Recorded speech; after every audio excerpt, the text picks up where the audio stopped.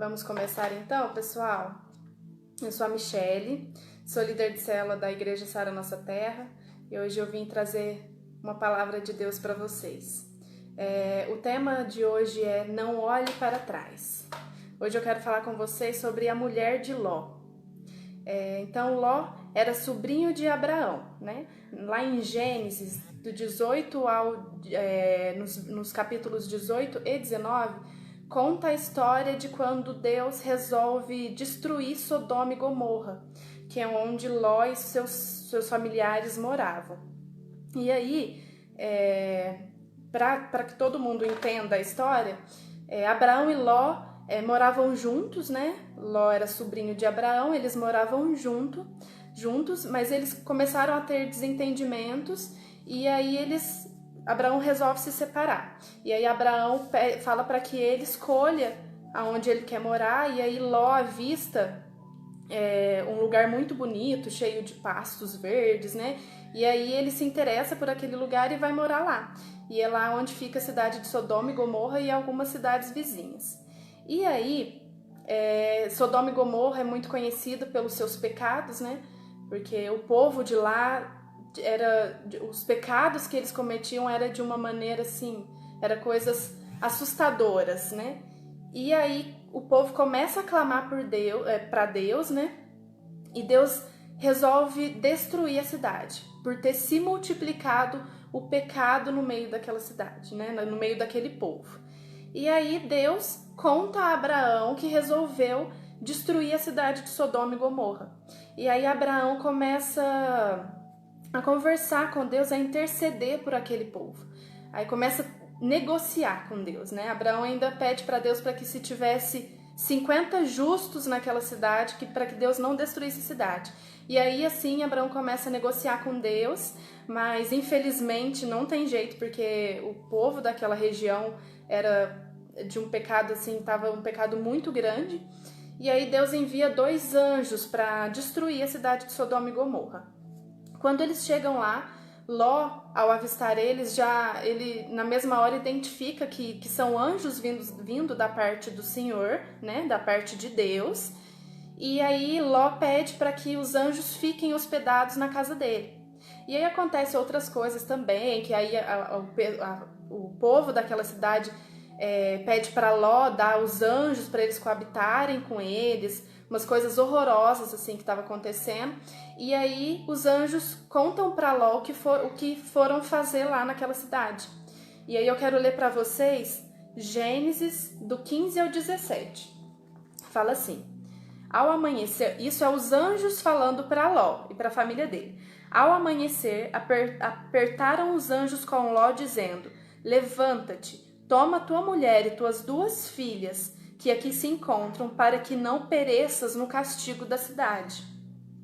Como, porém, se demorasse, pegaram os anjos os homens pela mão, a ele, a sua mulher e as suas 2 filhas, sendo-lhe o Senhor misericordioso, e o tiraram e o puseram fora da cidade.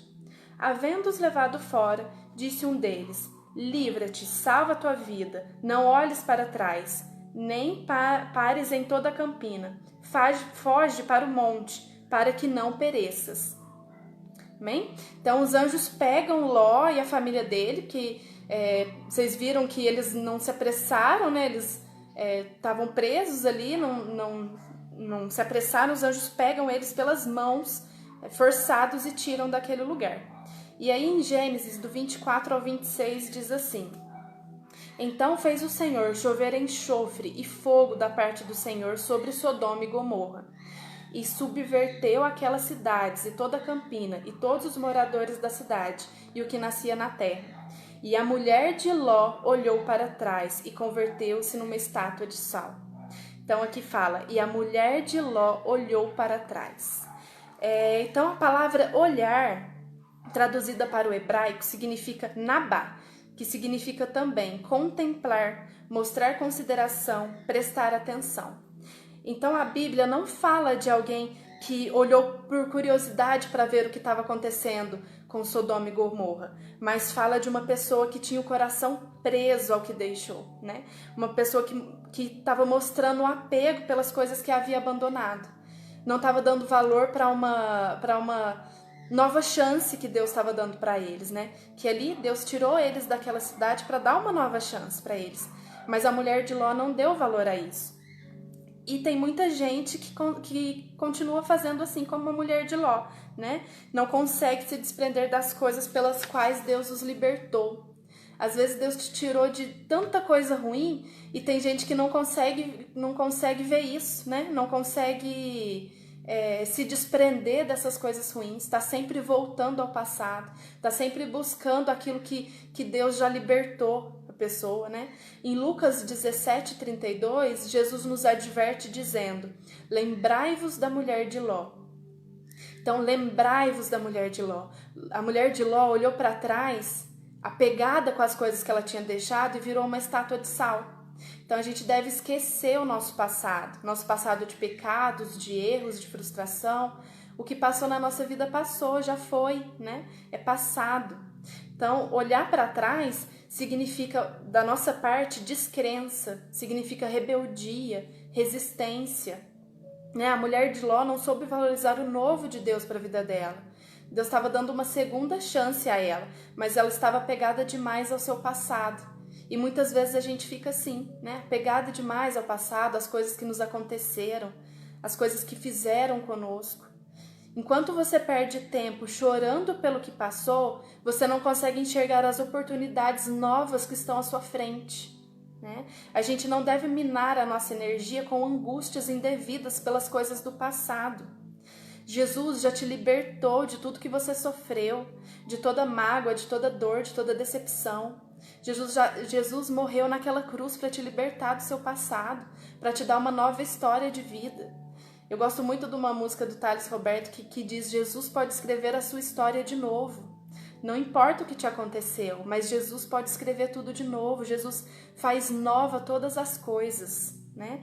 E é por isso que hoje existem muitas pessoas depressivas no mundo todo, pessoas que não conseguiram resolver o seu passado, pessoas que ainda estão presas lá no passado, né? Então a depressão é o excesso do passado na vida da pessoa. Agora eu vou mostrar um dado para vocês assim que é assustador. O número de pessoas afetadas pela depressão no mundo chega a 322 milhões. São 322 milhões de pessoas sofrendo por depressão, sofrendo por angústias do passado. No Brasil, são 11 milhões de pessoas. É muita gente. É muita gente que não conseguiu se desprender do que sofreu, de uma perda, de uma decepção, né? Então é preciso que o nosso coração saia do passado. Você tem duas opções. Ou você pode manter as suas feridas feitas pelas falhas passadas, ou então você pode colocá-las para trás, deixar elas para trás e avançar para o novo de Deus, avançar para aquilo que Deus tem, para a nova história que Deus tem para a sua vida, né? Em Gálatas 5:1 diz assim: para a liberdade foi que Cristo nos libertou. Permanecei, pois, firmes e não vos submetais de novo a julgo de escravidão. Então esqueça o que passou, o que fizeram com você. Não se submeta mais a julgo de escravidão, né? Jesus já te libertou de todo julgo, de todo peso, de todo pecado, de toda culpa, né? Não seja escravo do seu pecado, do seu passado. Deixe o passado onde ele está, né? Em vez de voltar os nossos olhos no passado, nós temos que focar no que está à nossa frente, né? Em Provérbios 4:25 diz assim: olhe firme para frente, com toda confiança, não abaixe a cabeça envergonhado. Olhe para frente, a sua vida é o presente, é o futuro, olhe para frente, planeje o seu futuro, né? Em Filipenses 3:13 diz: irmãos, quanto a mim não julgo havê-lo alcançado, mas uma coisa faço, esquecendo-me das coisas que para trás ficam e avançando para as que diante de mim estão. Então, Paulo destaca dois passos muito importantes e necessários nas nossas vidas aqui. O primeiro passo que ele fala aqui, que Paulo aprendeu na vida dele: esquecer as coisas que para trás ficaram. Tem um motivo para ter ficado para trás, né? Então, não desperdice a sua energia e seu tempo, que são coisas preciosas, por pensar demais nas coisas passadas. Deixe de focar naquilo que passou, porque quando a gente gasta a nossa energia nas coisas erradas, essa energia perdida mina as nossas forças. Mas quando a gente coloca a nossa energia nas coisas certas, essa energia, isso nos impulsiona a alcançar o novo e o sobrenatural de Deus, as coisas maravilhosas que Deus tem para as nossas vidas. E o segundo passo é avançando para as coisas que diante de mim estão. É como um corredor, um maratonista que está ali na linha de chegada, né? Tá para ganhar aquela corrida. Ele se estica o máximo que ele pode para ele conseguir ultrapassar, para ele conseguir vencer. Então a gente tem que se esticar ao máximo, concentrar no que está à nossa frente, visualizar onde a gente quer chegar, né? Se estique o máximo para alcançar seus objetivos, para alcançar o seu futuro, para alcançar aquilo que você tem planejado, né?